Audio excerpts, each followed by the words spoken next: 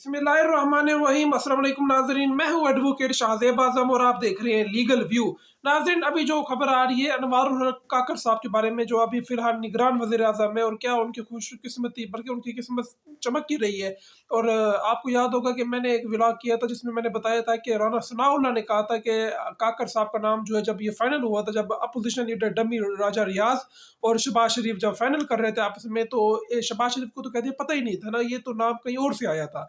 और वो पीर साहब जो है वो उन्होंने कोई नाम दिया था। तो अब जो है चीज़ें वाज़ा होती जा रही हैं। अब अनवारुल हक काकर साहब जो है वो निगरान वज़ीर-ए-आज़म से हटने के बाद सीधा चेयरमैन सेनेट की कुर्सी पर जाएँगे। लेकिन बस ये है कि उनको पीपल पार्टी जॉइन करा दी जाएगी, यानी काकर साहब की अपनी कोई वो नहीं है, उनको जिस पार्टी में धकेल दिया जाए वो चले जाएँगे। अब अगर फ़र्ज़ करें नून लीग के पास वो ओहदा होता तो हो सकता है वो नून लीग के पास ही चले जाते। यानी अब ऐसा वज़ीर-ए-आज़म रहेगी हमारा जिसने इलेक्शन कराई है, जो इलेक्शन के फ़ौरन बाद किसी पार्टी को जॉइन करना चाहता है, तो आप देखेंगे उस इलेक्शन की क्रेडिबिलिटी क्या होगी। यानी ये अवाम जो है, हमारी भेड़ बकरी है जिनको कोई समझ नहीं है, मतलब ये जो हमारे मुल्क चलाने वाले हैं वो पता नहीं क्या समझते हैं हमें। लेकिन अब अनवार और काकर के अलावा अगर बलोचिस्तान से किसी को लेना था तो कोई और आपको नहीं मिला था। संजरानी साहब जो है उनकी मुद्दत पूरी हो चुकी है 6 साल की। वैसे भी चेयरमैन सेनेट जो है वो एक आईनी ओहदा होता है, और उसका काम जो होता है मैक्सिमम वो यही होता है कि उसने ये जो बिल आते हैं कौमी असम्बली वाले वो जाते हैं सेनेट में, सेनेट में उसने पास कराने होते हैं। मतलब वो एक तरह से एक किरदार अदा करता है पुल का। और भी जो किरदार अदा करता है वो फिर आपको पता होगा वो कौन-कौन से किरदार अदा करते हैं हमारे जो चेयरमैन सेनेट है। अब काकर साहब जो हैं जिन्होंने अपनी सेनेट की नशिस्त छोड़ के फिर वो वज़ीर आज़म बने, जिस तरह सरफराज बुगटी बना था, अब वही काकड़ जो है वो बन जाएगा चेयरमैन सेनेट।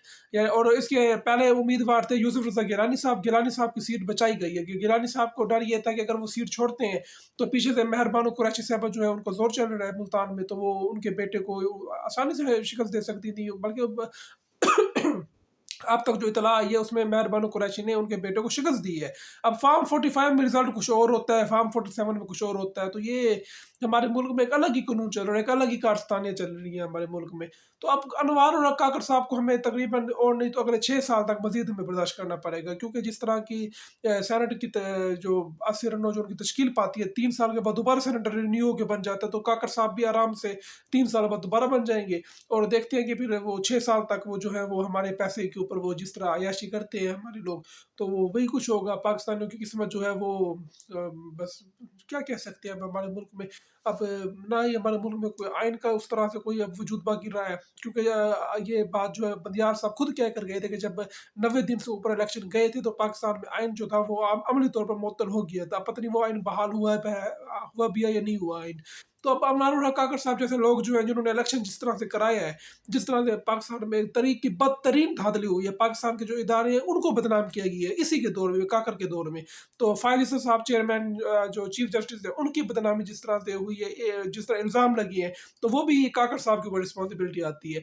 तो इदारों की जब इज़्ज़त नहीं होगी तो लोगों का एतमाद कैसे बढ़ेगा? तो अब काकर साहब जो हैं जिसको बजाय सज़ा देनी चाहिए, जिसको बजाय कटहरे में खड़ा करना चाहिए कि तुम्हारे होते हुए इतनी जो रिगिंग हुई है, जितने इन्वेस्टिगेशन होनी चाहिए इसके ऊपर, इसको अब ओहदा दिया जा रहा है चेयरमैन सेनेट का। यानी चेयरमैन सेनेट एक आईनी ओहदा है, और जब सदर मुमलिकत जब ज़रदारी साहब फ्री हुआ करेंगे तो उनकी जगह पर ये साहब तशरीफ़ ले जाया करेंगे।